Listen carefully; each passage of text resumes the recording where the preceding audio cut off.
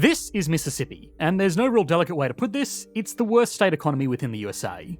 Mississippi has the lowest GDP per capita of all the states, one of the lowest labour force participation rates, the highest rate of poverty, and one of the slowest rates of growth within the largest economy in the world. It's not just headline economic figures that paint a bad picture either. These statistics translate to very real quality of life problems in the state as well. Mississippi has one of the lowest life expectancies and overall human development levels anywhere in the US. The average person from Mississippi lives 5 years less and makes almost half as much as the average US citizen. Now, in any group there are going to be those that rank well and those that rank poorly, and a group of states that make up the USA is no different. But the economic challenges of Mississippi are all the more interesting when it's considered that this state used to be the richest in the nation. From first to last, even within an economy like the USA, would be like Luxembourg trading places in the EU with Moldova. Even though this decline has happened slowly, there is still a fascinating economic case study to be had here. Beyond just unpacking the root causes of this century-long decline, the economy of Mississippi can also give economists amazing insights into the challenges of operating within a larger economy where every other state can offer its citizens better opportunities, better living standards, and better support.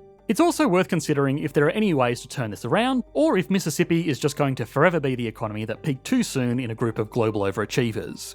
So, what used to make Mississippi the richest state in the USA? How did it go from the richest to the poorest state in the country? And finally, is there any way for Mississippi to regain relevance in the modern economic landscape?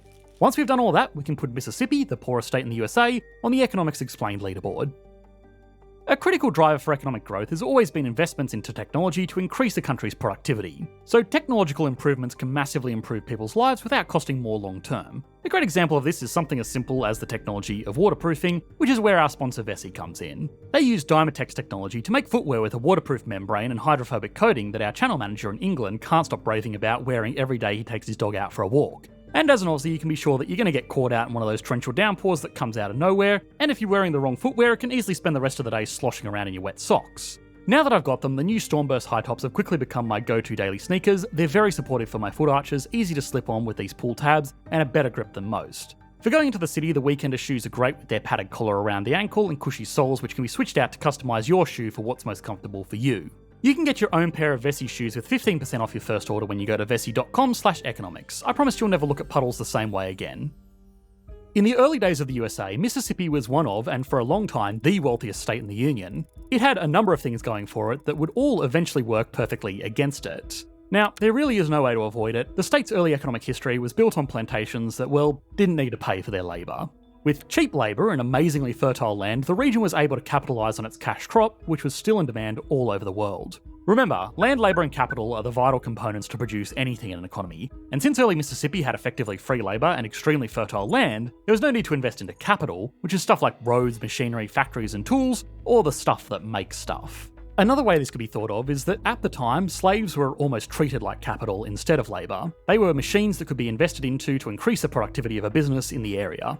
In many instances, the state actually opposed normal capital investments because wealthy plantation owners didn't really see the need for things like automated farm equipment when they could just buy more slaves and give them basic hand tools. The land was more than just fertile as well. It was covered in waterways from the Mississippi Delta, which meant that there wasn't much need for roads because things could be easily transported through waterways. Almost all of the state's industry lay directly on these waterways, and even as late as the 20th century, the regions in between these rivers were sparsely populated frontier land. There was also another reason why the state opposed capital development, and that's because public goods would need to be funded through taxes, and since it was only landowners who mostly lived on self-sufficient and secluded plantations who could vote, they didn't want to pay for something that they wouldn't get any benefit from. The same was true for education. Since the state was so rural, the children that did get an education were more often than not privately homeschooled. Even after the Civil War, the state passed a new constitution that heavily favoured traditional agriculture over what was really revolutionising economies at the time, and that was mechanical industry. The state had the potential to do really well in these emerging industries. It had a fair amount of manpower, access to the oceans for trade up and down the coast and even into Europe, but it remained mostly agricultural because that's what the voting base at the time wanted. Now, of course, a lot of that manpower in the state at the time came in the form of recently freed slaves. So yeah, another reason the state resisted industrialization was because policymakers and potential industrialists at the time just didn't like the idea of black people working in factories. The economic reality was that a lot of what made Mississippi so powerful in the early 19th century was working against it by the end of the century. Slave plantations made the state a lot of money, and being able to leverage the environment to serve these isolated and private plantations kept their operations in the hands of a small group of wealthy landowners. The Civil War itself also led to a huge population loss, either through death, injury, or on a brighter note, slaves escaping to the north. So after the Civil War, the state had lost its biggest industry, a lot of its people, and those who were left were sparsely educated and bitterly divided. At that time, 55% of the state's population were former slaves, and while they had escaped the terrifying reality of being property, conditions were still extremely bad for them in particular, because now they had to look out for themselves with no real resources or direction on how to do that.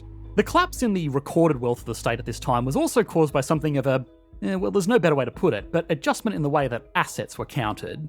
Historians have estimated that as much as half of the wealth of the state in the mid-19th century was in its slaves, when they were just treated as an asset to own. Of course, after the practice was made illegal, the state lost that paper wealth. Beyond that, the environment itself that made Mississippi such a fertile agricultural area was also a major headwind towards any collective infrastructure development.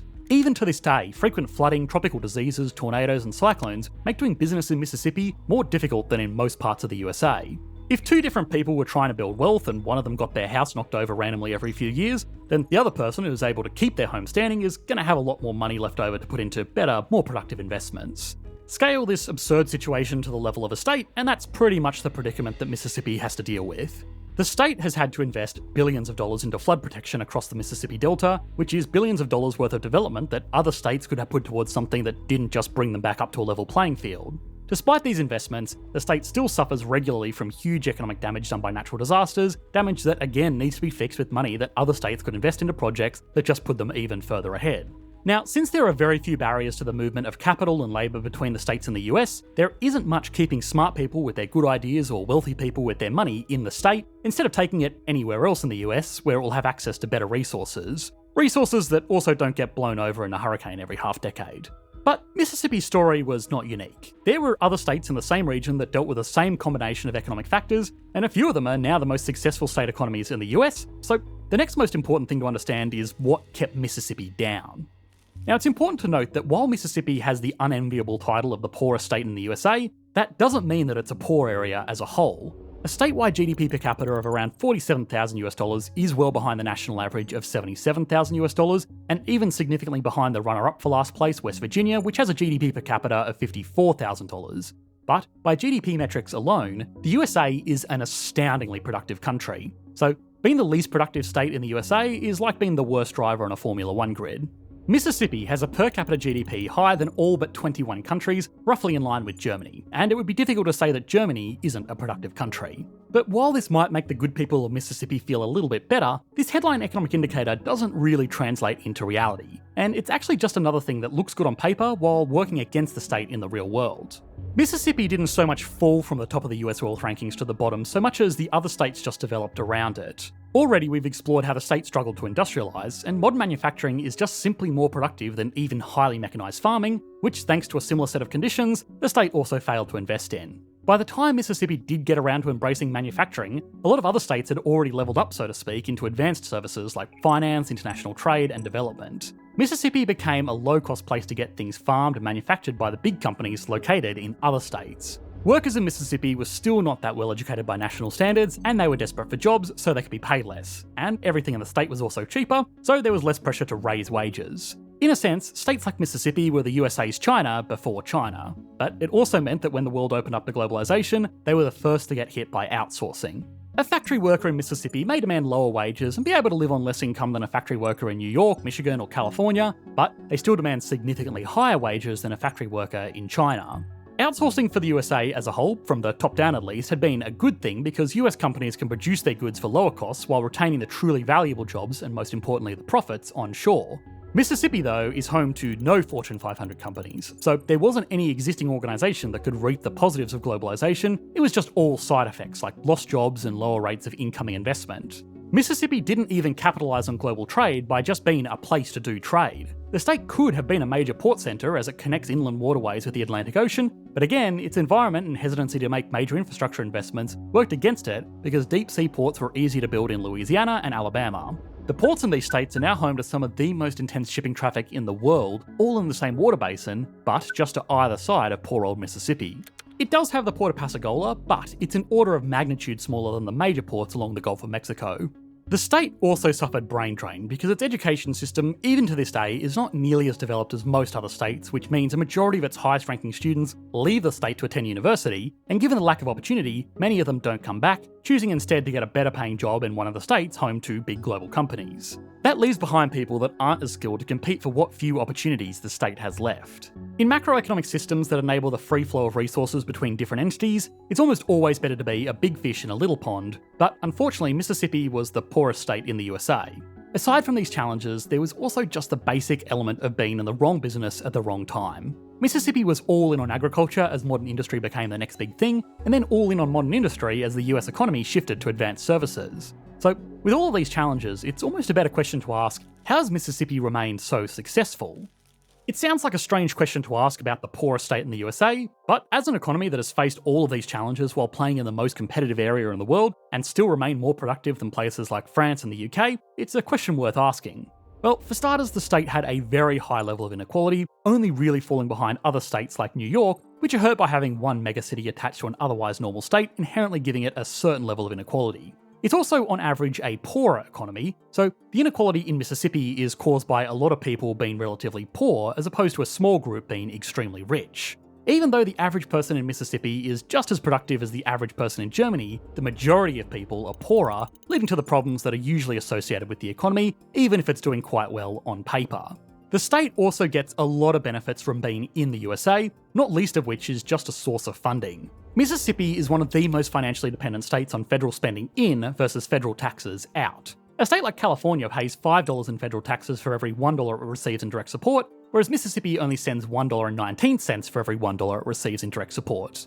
Now, we've done the maths here, and $1.19 is still more than $1, but that's just direct support. Mississippi also benefits from a lot of indirect programs. For a state that is not famous for its highly technical industries, Mississippi is home to a lot of advanced military manufacturing and testing facilities. According to the state's own governor, Mississippi is ranked 5th amongst all states in defence GDP and 21st in defence contract spending. Impressive statistics for a state with a relatively small population and relatively few technical centres. Mississippi may not be the logical place to set up operations for major government contract suppliers, but it's a state that gets just as many senators in DC as every other one, and with such a strong dependence on this kind of spending to prop up an otherwise non-competitive industry, these operations ensure that big contractors always have at least 2 more friendly politicians looking out for them. Now, of course, the details of arrangements like this are better handled by actual political experts over on our sister channel Context Matters, but as for the economy of Mississippi itself, these kinds of incentives mean that so long as the state is in the USA, it's never going to fall too far behind. Alright, now it's time to put Mississippi on the Economics Explained leaderboard. We're also going to start ranking US states in a separate list because apparently Americans are really into a bit of healthy rivalry. Anyway, starting as always with size, Mississippi has a GDP of $140 billion US, making it the 38th largest US state by total output. If it was its own independent economy, assuming all other things remain the same and it somehow still got US federal support, it would be the 60th largest in the world, roughly in line with Morocco and Ukraine. So it gets a 5 out of 10. GDP per capita is low by US standards, at $47,190, but that's very solid by global standards, as we have already discussed, putting it in line with countries like Germany. It gets a nice, healthy 8 out of 10. Stability and confidence is also very strong. It uses the world's reserve currency, and it has the support of the US economy as a whole to protect it from things getting too bad. It gets a 9 out of 10, only really brought down by the uncertainty caused by natural disasters that seem to be getting more frequent and worse. Growth has been relatively weak. Again, the economy hasn't so much fallen behind as other states have just grown up around it. Over the last decade, it's achieved an annualised growth rate of around 1%, which is still going in the right direction, but it's well behind a lot of other US states, and it gives it a 5 out of 10. Finally, industry. The state has had a lot of challenges, many of them self-inflicted when trying to build out industry. Its current industries are far from self-sufficient and probably wouldn't exist without continuous outside support. Even still, with output that high, it really can't get anything less than a 7 out of 10. Altogether, that gives Mississippi an average score of 6.8 out of 10, putting it up here on the everything leaderboard and down here on the state leaderboard. Now, the logical point of comparison to Mississippi is Florida, another state in the same region with just a few small changes that has recently become one of the most promising economies in the USA. We've made an entire video on that, which you should be able to click to on your screen now. Thanks for watching, mate. Bye.